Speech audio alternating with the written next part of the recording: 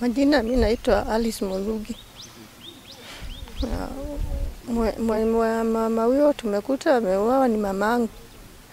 Sasa mimi tulikuwa tunamtafuta, mimi nitoka Karatina. Juzi ndio niliambiwa mamangu amepotea. Sasa jana nikafunga safari, nikakuja huku. Kuja huku nikakuta watu tayari wametoka kwenda kumtafuta. Sasa nikasema acha tu tulale, asubuhi ndio tuamke.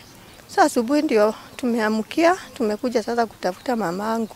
Tukiwa na watu wa kijiji, brothers, watu wote.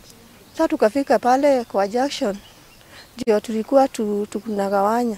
Sasa tukigawanya watu wengine wakateremka na sisi tukapanda hivi. Kufika pale tukasema acha tu tuingie hapo tutafute posters.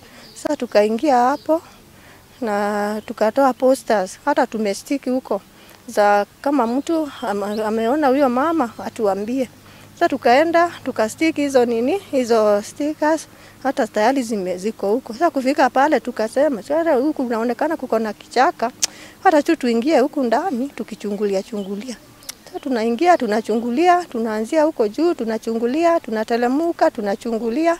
Sasa tukatelemuka tukafika hapa chini hivi. Sasa ndio mimi tukaingia huku ndani. Na sasa sister yangu nao wakazunguka hivi na sisi sasa tunaingilia huko ndani. Sasa ndio naye wakazunguka hivi na hawa mama wengine. Sasa kufika pale aliona tu vitu kama hizi shopping bags. Akasema acha sasa nichungulie, niangalie nione nini. Sasa ndio amekuta mamangu hapo amelazwa hapo. Mama Muligi alikuwa akienda kazi on Monday, akapotelea huku kutoka Karunga hapa karibu Riara ndio alipotelea hapo. Anaonekana kama ameripiwa.